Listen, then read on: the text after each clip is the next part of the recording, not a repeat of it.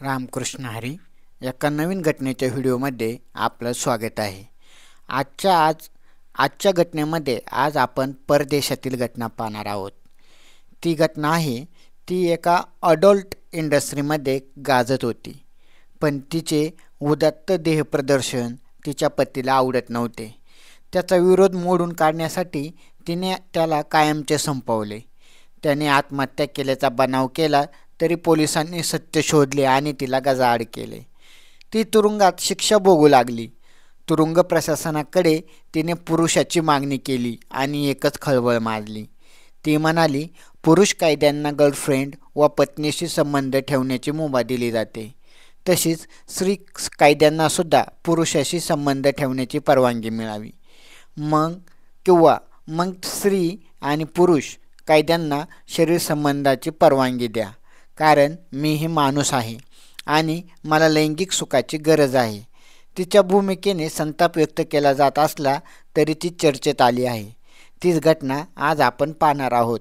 त्यापूर्वी तुम्ही चॅनलवर नवीन असाल आणि चॅनलला सबस्क्राईब केलं नसेल तर सबस्क्राईब करायला विसरू नका.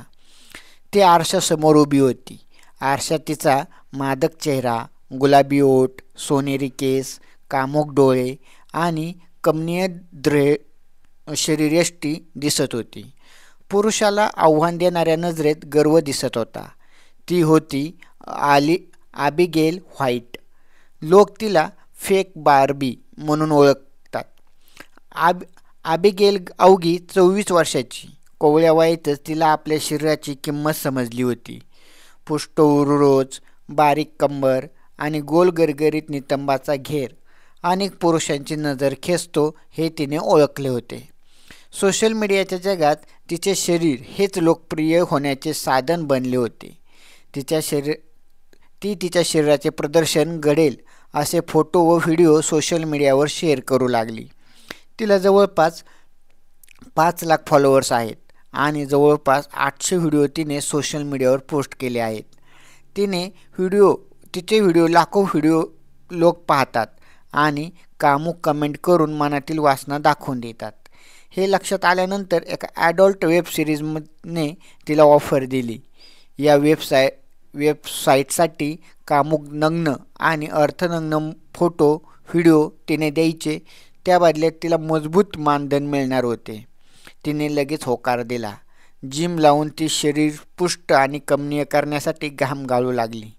आता तिचे स्तन मोठे दिसू लागले असले तरी गोलाकार आणि टणक दिसू लागले होते. नितंबाच्या गोलाईलाही कठीणता आली होती. मजबूत मादक देहसंपदा पाहणाऱ्यांच्या मनात वासना जागी करू लागली होती. तिच्या चाहत्यांची संख्या वाढत गेली.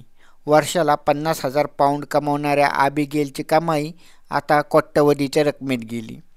तिला तिच्या रूपाचा व पुरुष तिच्या देहदर्शनासाठी आसुसलेले असतात याचा गर्व होता.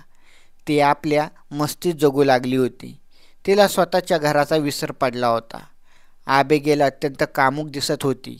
तिला भोगण्याची इच्छा अनेक पुरुषांच्या मनात निर्माण झाली होती.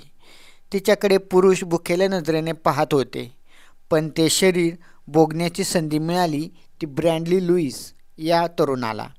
ब्रॅडली एक सर्वसामान्य नोकरी करणारा तरुण, परंतु देखण्या रुबाबदार ब्रॅडलीवर ती भाळली. त्याच्यावर आबिगेलची ललना भाळली. तसा तो तिला चाहता होता, पण तिने त्याला बॉयफ्रेंड बनवले, नंतर त्याला पती बनवले. आता तो तिच्या त्या रूपाचा मालकच झाला होता. जे शरीर इतर पुरुष स्वप्नात पाहत होते ते आता ब्रॅडलीच्या मिठीत होते. तो तिच्यासाठी पागल झाला आणि तिच्यासोबत राहू लागला. आता तो तिला पूर्ण नग्न अवस्थेत भोगू लागला होता. कोवळ्या देहाचा तो मनसोक्त भोग घेऊ लागला होता. ती त्याच्यावर प्रेम करत होती, त्यामुळे ती त्याच्या सगळ्या इच्छा पूर्ण करत होती. या जोडीला आता 3 मुले झाली होती. एकांतात ती फक्त त्याची असली तरी बाहेरची परिस्थिती वेगळी होती. सोशल मीडियावर तिचे रूप, तिचे फोटो लोकांचे लक्ष वेधून घेणे हेच तिचे अस्तित्व झाले होते. अनेक पुरुष तिच्या शरीराकडे वासनेच्या नजरेने बघतात आणि तिला भोगण्याची स्वप्ने पाहतात. हे ब्रॅडलीला जाणून होता. त्यामुळे तो तिला हे सगळे बंद करण्यास सांगत होता. तिला मात्र मिळणारा पैसा आणि प्रसिद्धी सोडायची इच्छा नव्हती. तो म्हणायचा, तू मला गमवत चालली आहेस. हे सगळं माझ्यासाठी नाही, लोकांसाठी करतेस. तेव्हा ती रागात म्हणायची, माझं आयुष्य माझं आहे. तुला कळत नाही प्रसिद्धी म्हणजे काय. रात्री तिचे ते मदमस्त शरीर तिने खुले केले की उत्तेजना येण्याआधी त्याला तिचा राग येऊ लागला होता. हे शरीर दिवसभर लाखो लोकांनी बघितले आहे, कामुकतेने निहाळले आहे असे त्याला वाटायचे. त्यामुळे तो चिडायचा. हे रोजचे झाले होते. त्या रात्री दोघं पुन्हा भांडले. त्यानंतर ते दोघे डक अँड डॉन इन या पबमध्ये गेले. लोक हसत खिदळत होते, पण त्यांच्या टेबलावर शांततेचं ओझं होतं. तू सतत फोनमध्ये असतेस, फोटो काढतेस, लोकांशी बोलतेस. ब्रँडलीने पुन्हा मुद्द्याला हात घातला. ती बिअरचा प्याला उचलून म्हणाली, हे माझं आयुष्य आहे. तुला अभिमान वाटायला हवा. काम की नशा, त्याने विचारलं. त्यानंतर बोलण्यात रोग तिला समजला. ती भडकली. तू माझ्यावर आता विश्वास ठेवत नाहीस. मी थकलोय. मला वाटतं आपण वेगळं झालेलं बरं. हे नातं आता वाचणार नाही. त्यानं मनात निर्णय सांगितला. त्याचे शब्द थंड होते, परंतु तीक्ष्ण बर्फाचे तुकडे जे तिच्या काळजात घुसणारे. आबिगेल आता क्षण त्याच्याकडे पाहत राहिली. तिच्या डोळ्यात आग उसळली होती. ती उठली, बॅग उचलली आणि पबमधून बाहेर पडली. ब्रँडली थोडा वेळ थांबला आणि मग तिच्या पाठोपाठ निघाला. CCTVमध्ये दोघे पाठोपाठ जाताना दिसत होते. तो घरी परतला तेव्हा घरात शांतता होती. ती स्वयंपाकघरात गेली. तिचे हात थरथरत होते. ब्रँडली मागून आला. तिला समजावून म्हणाला, आता पुरे, झोपूया. ती वळली. तिच्या डोळ्यात राग, ओठातून स्पष्ट आवाज, तू मला सोडणार आहेस. त्याने स्पष्ट केले, हो, आता हे नातं संपलं आहे. क्षणभर निशब्द उभी राहिली. मग हळूच ड्रॉवर उघडला आणि 12 इंचाचा स्वयंपाकघरात वापरला जाणारा चाकू तिच्या हातात चमकला. तिच्या हालचाली भीतीदायक झाल्या होत्या. तो मनातून घाबरला. ठेव तोच खाली. ती ओरडली, तू मला सोडणार आहेस, माझ्याशिवाय जगणार आहेस. शांत हो. तो समजुतीने घेत होता. नाही, तू माझ्याशिवाय कोणाचाही नाहीस. असे ओरडत तिचा हात उचलला आणि दुसऱ्या क्षणी त्याच्या छातीत चाकू घुसवला. रक्ताचा फवारा तिच्या चेहऱ्यावर उडला. ती भिजली. जणू काळच थांबला. तिला स्वतःच्या श्वासाचा आवाजही ऐकू येईना. क्षणभरात ती भानावर आली. ब्रँडली जमिनीवर कोसळला होता.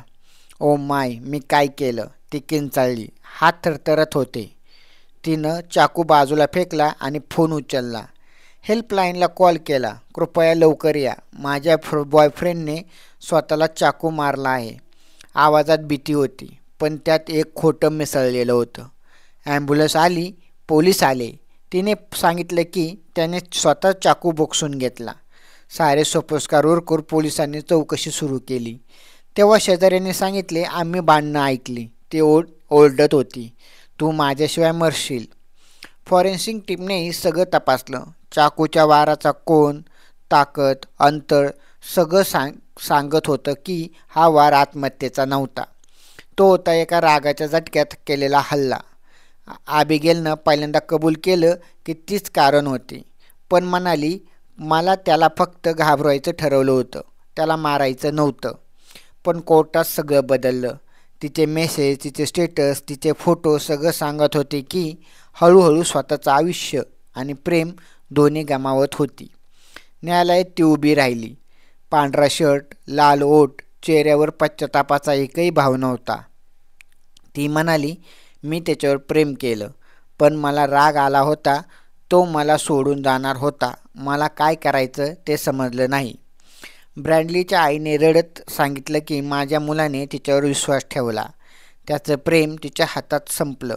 न्यायाधीश पीटर ब्रेझर यांनी शांतपणे निर्णय दिला की तू तुझ्या 3 मुलांना वडिलांशिवाय वाढवशील, पण त्याहून भयंकर म्हणजे त्याच्या मनात कायम असेल ते आपल्या आईच्या वडिलांचा खून केला.